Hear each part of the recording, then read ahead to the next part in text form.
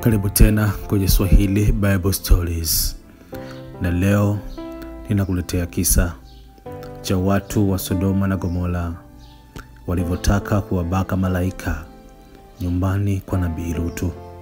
Ni kisa chenye utata zaidi, lakini hiki ni kisa cha ukweli ambacho kinapatikana kwenye kitabu cha Mwanzo sura 19 mstari wa kwanza mpaka mstari wa 17.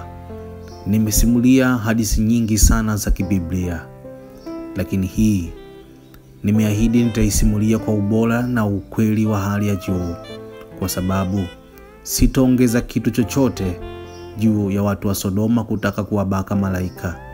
Nami nitatoa mifano kupitia kitabu cha Biblia takatifu na nitaidadavua kiundani. Mungu amekuwa akinitumia kwa viwango vya juu kuelimisha watu, na leo nakuletea kisa hiki bora zaidi. Kumbuka kwanza, kabla ya yote, usisahau kusubscribe channel yako hii ya Bongo Complex, na endapo utafanya hivyo, basi Mungu wa mbinguni atakubariki zaidi. Ungana nami kwenye simulizi hii bora zaidi, na mimi msimuliaji wako ni Swahili Bible Stories. Basi wale malaika wawili wakaja Sodoma jioni, na Lutu alikuwa amekaa mlangoni pa Sodoma.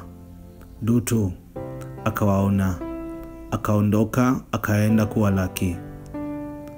Akainama kifudifudi, akasema, "Bwana zangu, karibuni na wasii muingie nyumbani mwa mtumwa wenu, mkale, mkanawe miguu yenu, hata asubuhi muondoke mapema mkaende zenu."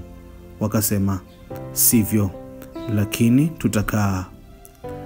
Akawasihi sana, nao wakaja, wakaingia nyumbani mwake.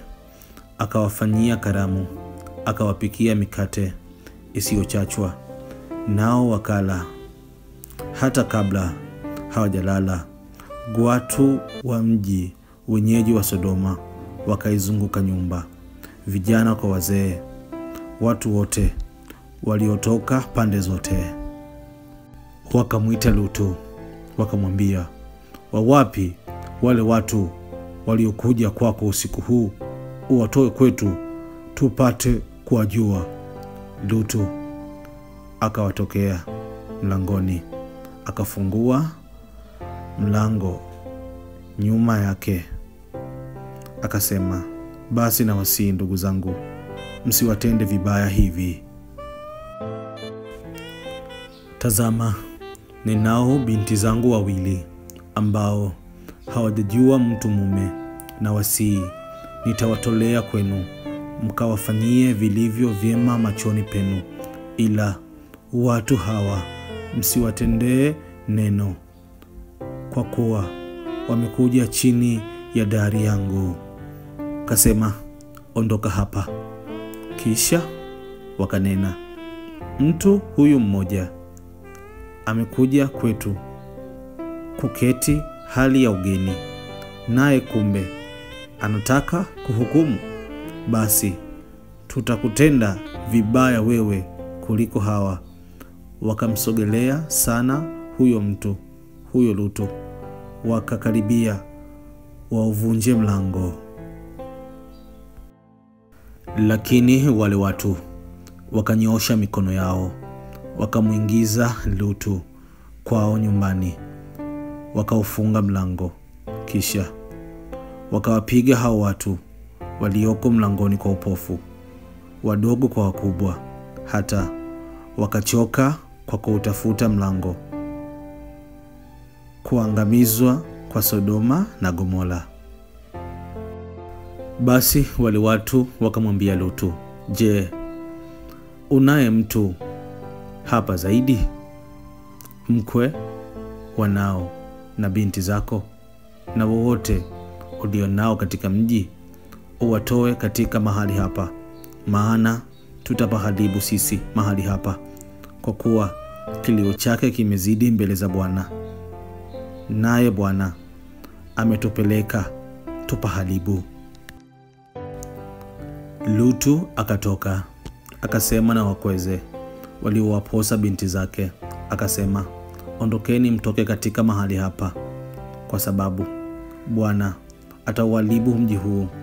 Lakini akawa kama anacheza machoni pa wakweze. Hata alfajiri ndipo malaika wakamuhimiza Lutu wakisema, ondoka, mtwae mkeo na binti zako wawili mliopo hapa, usipotee katika uovu wa mji huu. Akakawia, nao wale watu wakamshika mkono na mkono wa mkewe na mkono wa binti zake wawili, kwa jinsi Bwana alivyomhurumia, wakamtoa wakamweka nje ya mji. Ikawa walipomtoa nje ya mji, mmoja akasema, jiponye nafsi yako, usitazame nyuma, wala usisimame katika hilo bonde popote, ujiponye mlimani, usije ukapotea. Yalikuwa ni maneno malaika wakimwambia Lutu pamoja na familia yake.